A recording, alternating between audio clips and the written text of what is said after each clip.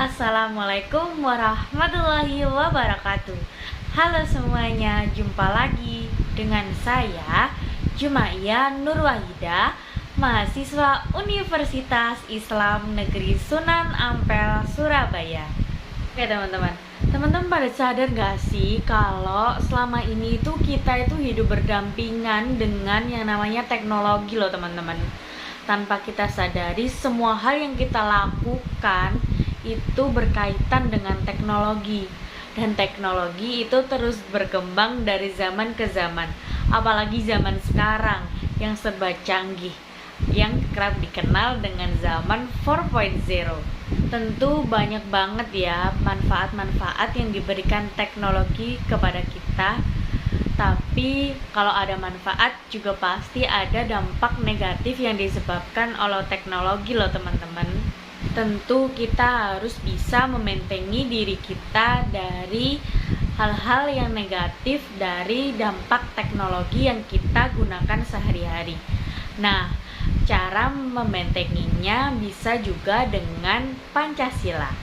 Yaps, kenapa Pancasila? Karena Pancasila dapat membangun karakter positif untuk dapat digunakan di era milenial, apalagi dalam bermedia sosial. Kali ini saya bakalan membahas mengenai tantangan dan juga peluang Pancasila di era digital. Nah, kira-kira apa sih tantangan dari Pancasila untuk di era digital ini? Nah, karena teknologi terus berkembang dari zaman ke zaman, maka kita perlu membentengi diri atau membatasi diri dalam bermedia sosial. Kita harus menyaring informasi yang kita dapat dari media sosial. Jadi kita tidak bisa menelan mentah-mentah informasi yang kita dapat dari media sosial, karena media sosial itu bebas. Maksudnya bebas, semua orang bisa memberikan informasi dan juga mendapatkan informasi lewat media sosial. Jadi kita harus pintar-pintar dalam menyaring berita atau menyaring informasi-informasi yang kita dapat dari media sosial, apalagi mengenai ideologi Pancasila. Karena jika salah kaprah dalam memahami apa yang kita dapatkan dari internet atau media sosial, itu dapat menyebabkan perpecahan dalam negeri ini teman-teman semuanya. Kemudian kalau kita tidak bisa membatasi diri kita dalam menggunakan media sosial, tanpa kita sadari kita bisa terpengaruh oleh budaya barat. Jadi budaya kita akan tergantikan oleh budaya barat yang kita saksikan atau kita lihat dari media sosial.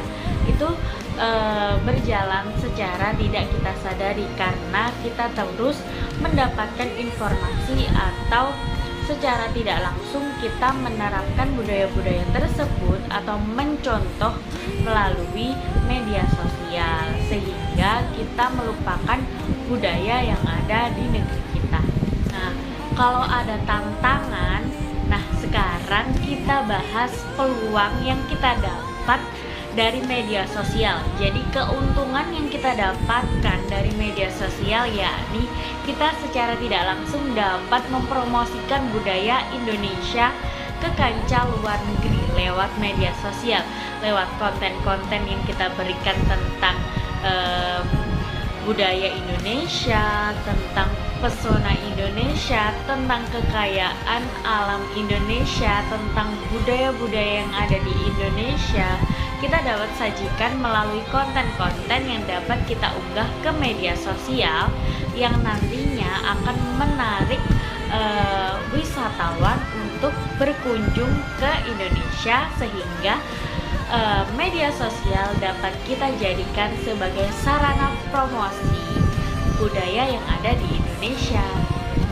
Itu tadi sedikit informasi dari saya mengenai tantangan dan juga peluang Pancasila di era digital. Semoga yang saya sampaikan dapat memberikan manfaat kepada para penonton sekalian. Sekian dari saya. Wassalamualaikum warahmatullahi wabarakatuh.